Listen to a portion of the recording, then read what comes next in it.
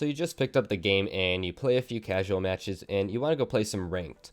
You look under the league standings and you see all the ranks that are possible to achieve in the game, and you think to yourself, how does the ranking system really work?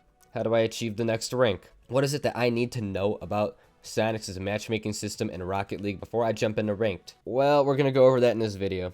Alright, so most of you guys know this, but for all you new players out there watching this video, this is how the ranking system works, and this is the MMR that it takes to get to each rank, because Rocket League's matchmaking system is based on MMR, just like any other matchmaking system out there. And obviously it takes a certain amount of MMR to achieve each rank. And this is, I put on screen what it takes to achieve the next rank, depending on what rank you're at. Also, inside each rank, you can see there's this thing called divisions, which all it really does is tell you how close you are to ranking up or de-ranking. I mean, don't really worry about that too much. So when you start playing ranked on a new account, you start at 100 MMR.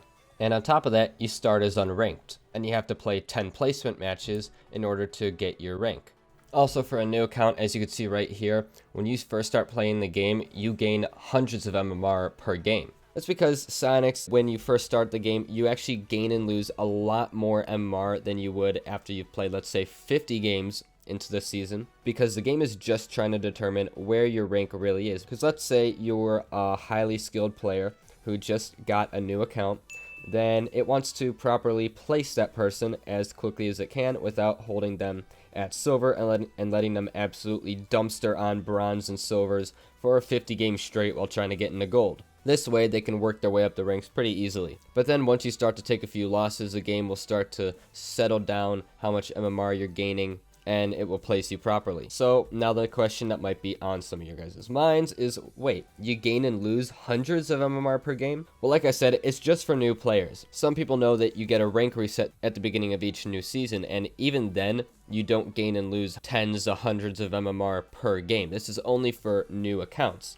And after a bunch of games, I think it's about 50, your MMR will even out, and just like any other player, you'll gain between 8 and 10 MMR per game. So now you might be thinking 8 to 10. So how does the game really decide? Does it just randomly choose? And no, it doesn't randomly choose. I don't know why you would even think that. So basically it depends on the average MMR of your team versus the average MMR of the other team. Let's take a 3v3 example right here. I'll put up on screen. So let's say it's 3 players who are 1500 MMR versus 3 players who are 1600 MMR. Now, this is a 100 MMR difference, which is roughly an entire rank. And the game knows that, which means it thinks that the 1600s are gonna win. So it's an average MMR of 1600 versus an average MMR of 1500. If the 1600 MMR players win, which they should, they probably won't even gain 8 MMR.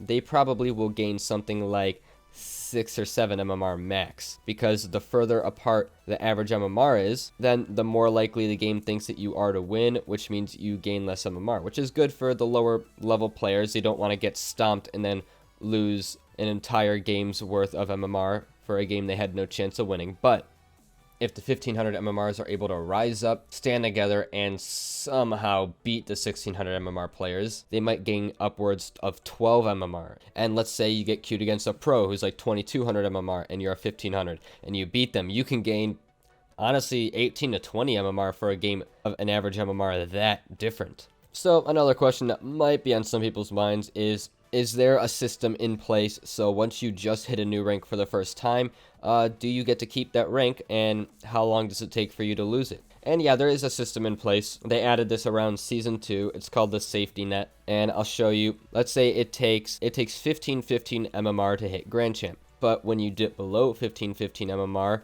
you're not going to lose Grand Champ right away. You have roughly a 15 MMR safety net for all ranks. So once you dip below 1500, so once you're 1499.9, because as you guys might know, MMR is actually a decimal system, and you're actually not gaining a whole number, you're gaining a decimal number in each and every game. Then once you dip below that threshold, you will lose your rank. But then once you go up 15 more MMR, so a couple games, you'll get that rank right back. And then one thing that's really cool about Rocket League, which some games do have, but some games also don't, they give you season rewards based on your rank. Once you hit a new rank, let's say you just hit Diamond for the first time in your life, then you don't just automatically achieve your season rewards. You have to win 10 games inside Diamond to achieve the Diamond season rewards.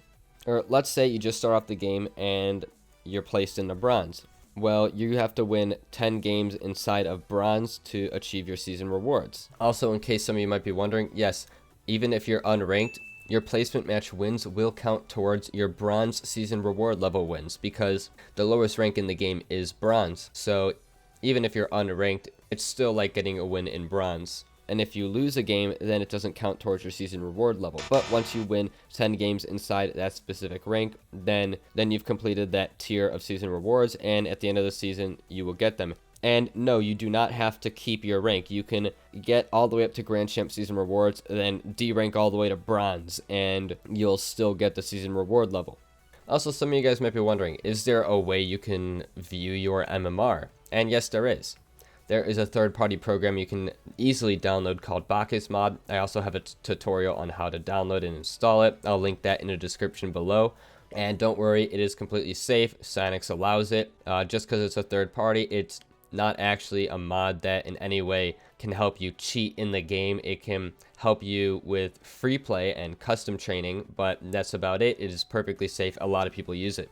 So now let's talk about something that Cynix implemented to the matchmaking system that nobody likes, everybody hates it, and they for some reason continue to keep it in their game.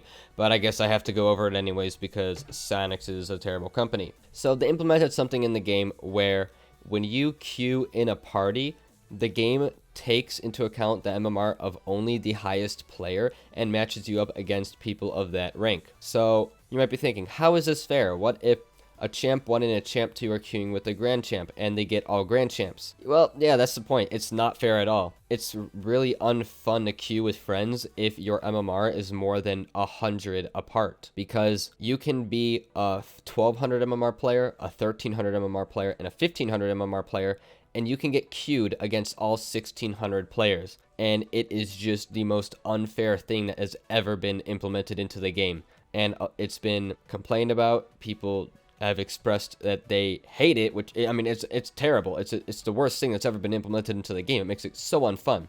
And Cynix keeps it in there because they think that's going to help with smurfing. But let me tell you, there are just as many smurfs now as there were before they implemented it. So good job, Cynix. So yeah, if you do play with a friend, you should have your higher ranked friend get on a second account or a smurf account, because that's the only way that you could really have fun playing with friends. And unless you want to get absolutely dumpstered on every single game that you guys play. But don't worry, once you lose roughly 100 MMR, then the games will start to get a little bit easier, because Cynix is just like that. So yeah, that is everything you need to know about the matchmaking system in Rocket League. If you guys did learn something new, hit subscribe, and I'll see you guys in the next one.